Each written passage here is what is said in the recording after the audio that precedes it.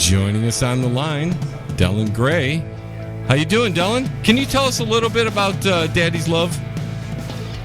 Absolutely. Yeah. First of all, thank you so much for having me, and thanks for all your support on Daddy's Love and pretty much everything else I've released. You guys are just fantastic.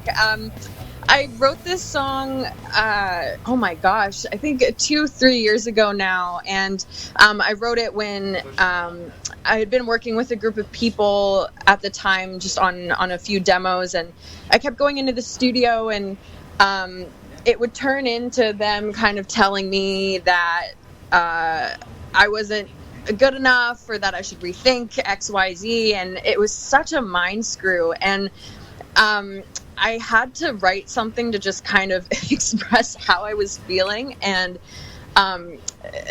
not kind of let them get to me as much as, ultimately they were. So I wrote this, and, it's kind of just this like, screw you, man. I'm sorry that your dad never loved you. Right. But that's not my problem. I don't, pretty much just like, I'm not taking your crap. You can keep it for yourself. So yeah, that's where it came from, long story short. And you write and play all the instruments, or guitar? What, like, give us a background on how you do your recordings and writing and stuff. Yeah, love it. So recently, well, as soon as COVID hit, we were pretty restricted in terms of studio space. So my dad actually converted our garage into a studio. And so since the lockdowns first started, we've been recording everything from there. So I'm very fortunate in that sense. I just get to walk down in my backyard and get recording. But this specific track, I had sent like vocals and a programmed drum demo and a guitar track to a few musicians that I've been working with, and they sent back like just these pristine tracks that you hear on the track today. So unfortunately, I did not play all the instruments on this one, but vocals and overall production of the track was done on my end. Now that's interesting. So you almost had like an online band in a way put this together for you. Totally. Yeah, it was the first time we'd ever done that. I mean, all the other times we'd been in studio together, and it's just such a different experience. But it was great. I mean, I love the track. They love it. And I'm hoping that, the listeners are loving it too. So all in all, it went really well. So you had recently a major sold out show. Please tell us about that, because that's a kick-ass. Oh my gosh. Yeah. Thanks for mentioning it. Here in Toronto, we've, been under quite the restrictions, and I was just chomping to get out. So yeah, it's horrible. Like, no live music for pretty much 2 years. I haven't played like a live rock show for 2 years. And I got a group of guys together. We had never played together, but they were so hungry for it. And so I reached out to them and was like, hey guys, would you be down to back me at this gig? Like, let's set up something. And they're like, yeah, for sure. And so we didn't really expect much. We thought maybe we'd get like 50 people out. People still don't really want to go out. And everyone has to wear masks and whatnot. So, whatever, it is what it is. And so we're like, okay, the turnout isn't going to be great. We ended up selling it out within just under a week. Unfortunately, it wasn't full capacity, but we got 115 people out.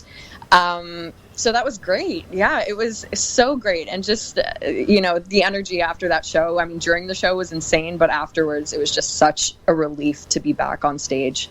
And I'm sure you featured your new single, Set Me Free. Oh, yes. Oh, I did. I'll be releasing some live footage of it soon. It was great. That was the first time I've played actually both Daddy's Love and Set Me Free for a live audience. So that was awesome. And tell me a little bit about the song. Set Me Free? Yes. Yeah. Awesome, yeah. Kind of the same thing, like, since I was, I don't even know, I think 13, I started really taking music seriously. And there have been a lot of people who I hoped would be mentors for me, who would kind of pretty much tell me that I was never going to make anything of it and that I should make music my backup plan, because why would I ever be someone worth listening to?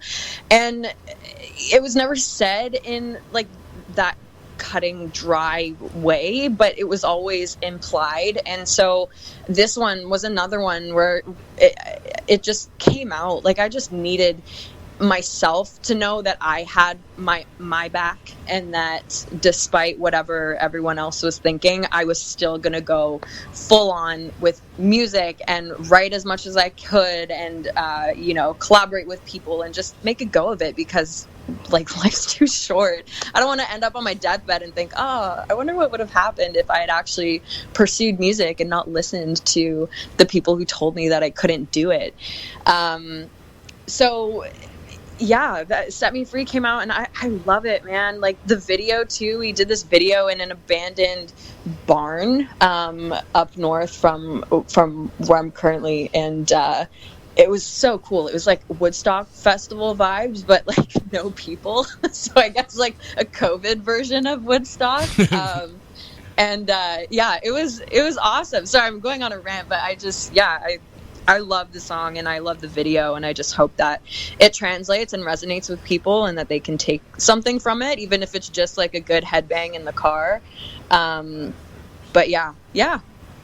Now you do put a video out for practically every single you put out. So does that go in when you're creating these videos, or even with the song, are you thinking of a video when you're writing the song? No, the video concepts always kind of come afterwards. I feel like I always have to kind of live with the song a little bit. And the more I listen to it, the more things start coming up, like, oh, this would be really cool if we had like this color scheme, or this could be the overall kind of vibe for the video. I mean, I've been pretty restricted to from a budgetary standpoint and stuff. Like I don't have $1 million budget to just do these awesome things. So it's been cool. Like I always have to think of, okay, what's the DIY version of what I'm seeing in my head right now? And how can we kind of make that happen? So it's been awesome. I think the next few releases are all going to have their own videos too. I have quite a few in the bank just waiting to get released. So I'm pretty stoked for that. So we can expect more tunes in the next few months then, I'm hearing, huh? Oh, absolutely. Yes. So who were your biggest influences that got you going to be a songwriter musician? Oh, great question. I always feel uncomfortable answering this question because I feel like everyone says these people, but I grew up listening to U2, Nirvana, Led Zeppelin, the Beatles, Amy Winehouse. I mean, a horrible story. I can't believe that I ever said this, but my mom was playing Back to Black, like the album, in our kitchen one day, and I turned over to her and was like, "Can you turn that off? Like, that's horrible. Can we listen to like my Virgin Radio, whatever pop station?" And my mom was like, "Okay, we can listen to that, but just give this a second. I think you'll actually like it."